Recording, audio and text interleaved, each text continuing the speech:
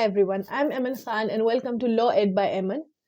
तो अभी हम पढ़ रहे हैं मुस्लिम लॉ और आज का हमारा टॉपिक है dower, that is mehr under Muslim law.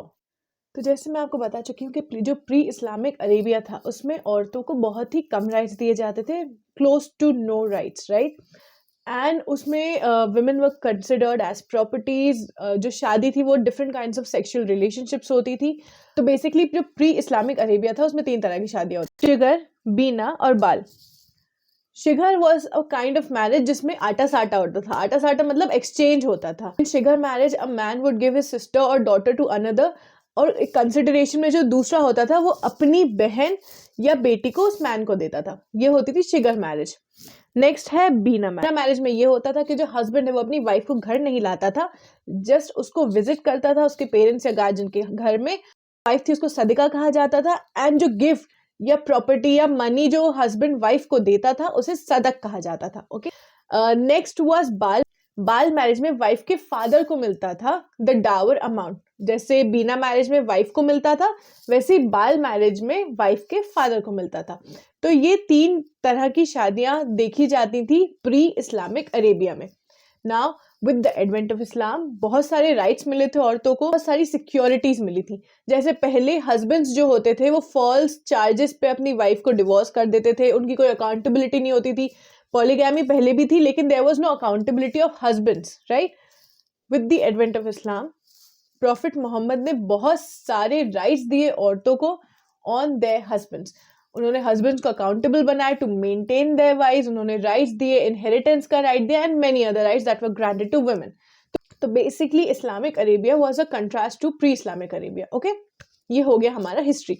Now let's move on to the main topic, that is mehr. Mehr is dower under Muslim law. Dower और dowry are 2 different things, don't mix them up. Okay, mehr is Dawar.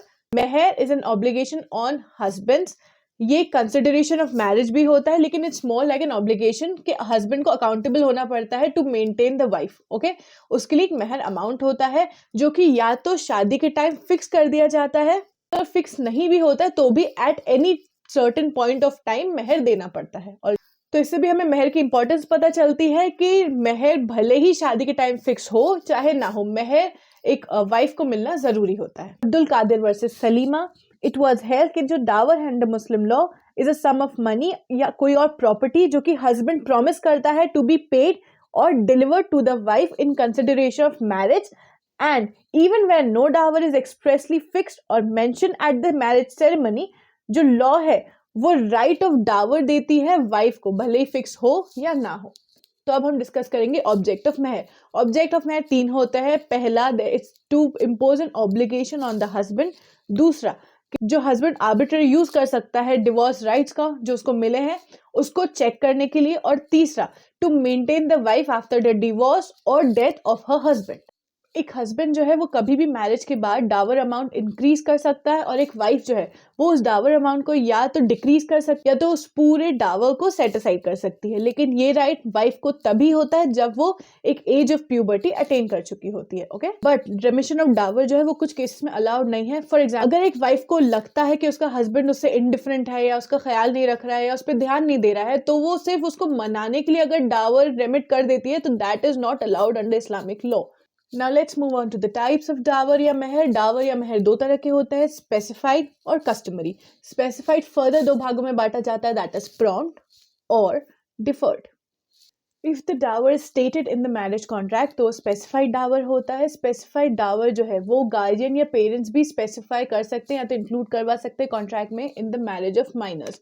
और जो minor boy है वो puberty hit करने के बाद ये नहीं कह सकता कि ये मेरे पेरेंट्स ने स्पेसिफाई करी थी तो I am not liable to pay. नहीं, वो डावर या वो मेहर जो एक पेरेंट्स और गार्जियन ने फिक्स करी है on behalf of a minor boy, तो वो डावर भी बाइंडिंग होगा ऑन द गार्जियन और पेरेंट्स और the boy after attaining the age of puberty to pay the girl. Now let's move on to the types of specified dower. पहला है prompt Dawar. Prompt Dawar वो डावर होता है जो कि वाइफ को मिलता immediately after the marriage. Okay, अगर वाइफ को प्रॉम्प्ट डावर ऑन डिमांड ना मिले तो जो अपने कॉन्जुगल ड्यूटीज है वो निभाने से मना कर सकती है, और एक हस्बैंड जो है वो रेस्टिट्यूशन ऑफ कॉन्जुगल राइट्स तभी कर सकता है क्लेम जब वो वाइफ को प्रॉम्प्ट डावर प्रोवाइड कर दे। ये हो गया तब जब एक वाइफ जो है वो मेजर हो, that is has attained the age of puberty. अगर ये माइनर का केस हो, जो पेरेंट्स हैं वो रिफ्यूज कर सकते हैं to send the daughter to husband's house until the prompt dower is paid. In the case of Rahana Khatun versus Iqtidar Uddin, it was held that the prompt portion of the dower may be realized by the wife at any time before or after consummation. Let's move on to deferred dower. Deferred dower वो मेहर होती है जो कि मिलती है divorce या death of husband पे। Alright, now divorce पे तो हस्बैंड देगा, ओके, डेथ पे क्या होगा? सपोज कि वाइफ के पास हस्बैंड की एक प्रॉपर्टी थी जो हस्बैंड ने वाइफ को गिफ्ट करी थी, she had the position of husband's property, तो वो जो प्रॉपर्टी है वो रिटेन कर सकती है, वो अपने पास रख सकती है तब तक जब तक उसको डावर ना मिल जाए। किससे? हस्बैंड के एयर से, या तो हस्बैंड की साइड ऑफ फैमिली उसको डावर दे दे, तब तक वो प्रॉपर्टी जो है वो अपने पास रिटेन करके रख सकती है। ये राइट है वाइफ का। Second kind of dower that is customary dower. Customary dower is also called proper dower, क्योंकि ये वो डावर होता है जो कि एक वाइफ को मिलता है even though she has contracted the marriage on condition कि वो डावर नहीं मांगेगी, या मैरिज के टाइम पे डावर या मेहर डिसाइड नहीं हुई है तब भी उसको प्रॉपर डावर मिलती है, that is a particular amount उसे मिलता ही है एज डावर और मेहर। तो डिटर्मिनेशन ऑफ डावर कुछ फैक्टर्स पे होता है, जैसे पहला, personal qualification of wife, social position of her father's family, dower given to her female paternal relations, economic condition of her husband and circumstances of time। तो इन 5 फैक्टर्स के ऊपर डिपेंड करता है कि प्रॉपर डावर या कस्टमरी डावर कितनी होगी या क्या होगी। तो अब ये बताएं कि अगर जो हस्बैंड है वो डावर अमाउंट या मेहर जो है वो देने से मना कर देता है तो वाइफ के पास क्या राइट्स हैं कि वो मेहर अपनी क्लेम कर सके। तो बेसिकली वाइफ के पास 3 तरीके हैं जिससे वो मेहर अपना क्लेम कर सकती है। पहला, रिफ्यूजल टू कोहैबिट, दूसरा, राइट टू डावर एज डेब्ट, और तीसरा, right to retain her deceased husband's property. पहला, refusal to cohabit. Now if the marriage is not consummated, the wife can refuse to cohabit with her husband. अगर उसने डावर नहीं दिया है, अगर उसने प्रॉम्प्ट डावर नहीं दिया है तो वो रिफ्यूज कर सकती है to cohabit with the husband, अगर वो माइनर नहीं है तो। अगर वाइफ माइनर है तो जो पेरेंट्स है रिफ्यूज कर सकते हैं to send the wife to husband's house जब तक जो प्रॉम्प्ट डावर है वो पे नहीं हो जाती।